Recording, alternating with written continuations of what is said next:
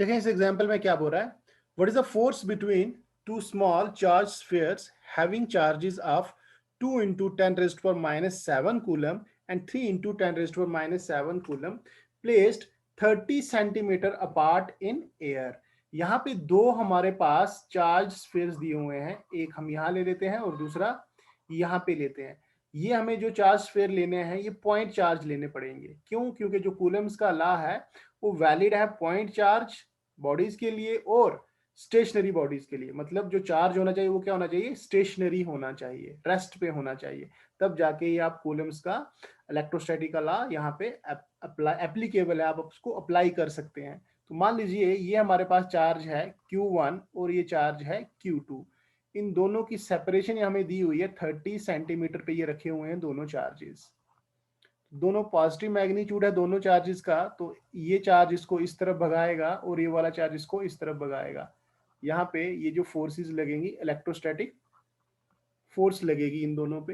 अब according to Coulomb's law अगर हम देखें, अकॉर्डिंग टू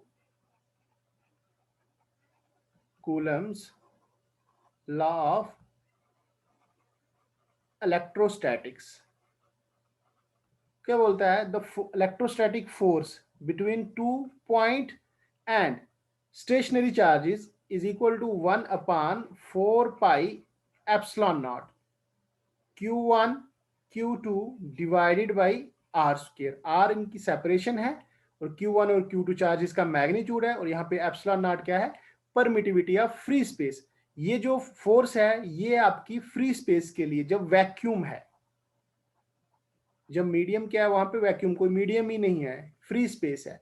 तो ये वाली फोर्स अगर मैं इसको लिखता हूँ एफ नॉट, यहाँ पे आप अगर ध्यान दें तो एग्जाम्पल में इसने बोला है कि वो एयर में रखे हुए हैं।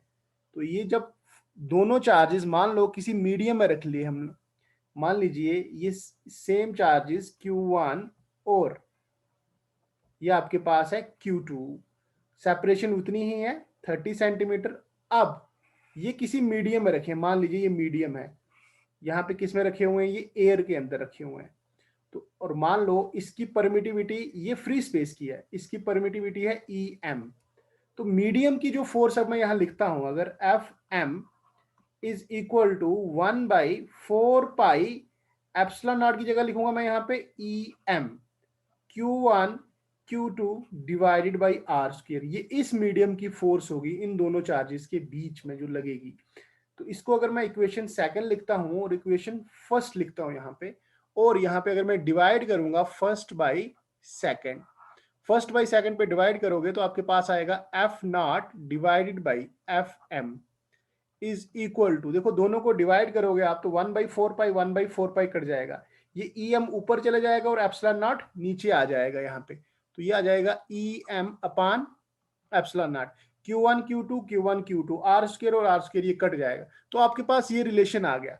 कहने का मतलब है एफ नॉट जो फ्री स्पेस में फोर्स थी और एफ एम जो मीडियम में फोर्स है वो किसके बराबर होती है? EM upon epsilon not. ये जो टर्म है हमारे पास, इस टर्म को हम बोलते हैं relative permittivity of medium,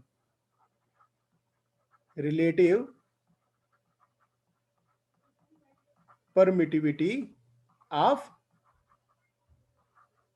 medium. इसको हम डिनोट करते हैं ER के साथ, सॉरी एप्सिलॉन R लगाएंगे ऐसे हम, ठीक है, और इसको K के साथ भी डिनोट करते हैं और इसको डाइलेक्ट्रिक कांस्टेंट भी बोलते हैं हम लोग, डाइलेक्ट्रिक कांस्टेंट। तो यहां पे आपके पास देखें ध्यान से, अगर मैं लिखता हूं फोर्स किसी मीडियम में, ये बराबर होगा हमारे पास ओल्ड फोर्स बोले तो फ्री स्पेस में डिवाइडेड बाई ER। ये बहुत इंपॉर्टेंट फॉर्मूला। देखो डायरेक्ट मैं यहाँ पे सिर्फ सोल्यूशन पे नहीं जा रहा हूँ, इसके रिलेटेड जो भी कंसेप्ट है वो भी समझाने की कोशिश करूंगा यहाँ पे आपको। तो ध्यान दें आप लोग यहाँ पे, तो फोर्स किसी मीडियम में अगर आपको निकालनी है तो फोर्स फ्री स्पेस में निकालो, उसको उसके डाइलेक्ट्रिक कांस्टेंट से डिवाइड कर दो। और यहाँ पे जो डाइलेक्ट्रिक कांस्टेंट हमें पता है, जो एयर का डाइलेक्ट्रिक कांस्टेंट होता है, एयर के लिए रिलेटिव परमिटिविटी होती है 1 के बराबर। तो यहां से एफ नॉट की वैल्यू आप लोग अगर यहां डालें और उसको 1 से डिवाइड करें, या अगर हम इसको यहां पे लिखते हैं फोर्स हम यहां पे लगाएं, मीडियम में फोर्स निकालनी है आपको एफ एम, वो किसके बराबर होगी? F not. एफ नॉट है बच्चे आपके पास 1/4 pi epsilon naught Q1 Q2 divided by R square, और उसको डिवाइड करेंगे आप लोग ई आर के साथ, और ई आर की वैल्यू कितनी है हमारे पास 1, तो यहां पे ये आपके पास आ जाएगा 1/4 pi epsilon naught Q1 Q2 divided by R square, और इसकी वैल्यू हमें पता है ये क्या किसके बराबर होती है, के बराबर, तो यहां हम लिख सकते हैं और एफ मीडियम में के Q1 Q2 divided by R square, और k की न्यूमेरिकल वैल्यू हमें पता है होती है 9 इंटू 10⁻⁹, और Q1 की वैल्यू आपको गिवन है, Q1 की वैल्यू कितनी दी है इसने 2 इंटू 10⁻⁻⁷, और Q2 की वैल्यू है आपके पास 3 इंटू 10⁻⁻⁷, और आर स्क्वायर बोले तो 30 सेंटीमीटर है, इसको अगर मीटर में कन्वर्ट करोगे तो ये स्क्वायर है 30 मल्टीप्लाइड बाई 30 मल्टीप्लाइड बाई 10⁻⁴, 10⁻⁴, क्योंकि इसको 100 से डिवाइड करोगे तो ये आ जाएगा 10⁻, यहाँ पे मैं लिख देता हूँ 4।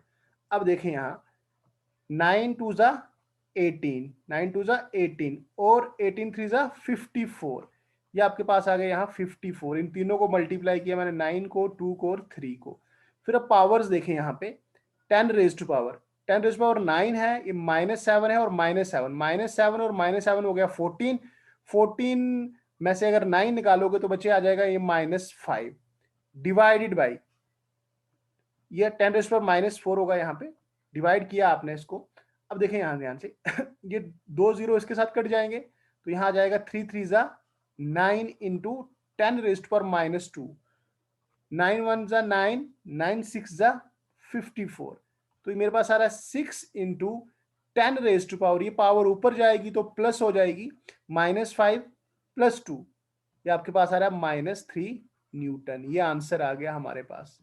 तो यहाँ पे सिर्फ डायरेक्ट सोल्यूशन पे नहीं जा रहा हूँ, ये फॉर्मूला इंपॉर्टेंट है, किसी भी मीडियम में अगर आपको फोर्स निकालनी है तो F0 फ्री स्पेस की फोर्स को डिवाइड कर दो उसके डाइलेक्ट्रिक कांस्टेंट के साथ, जिसको हम रिलेटिव परमिटिविटी भी बोलते हैं।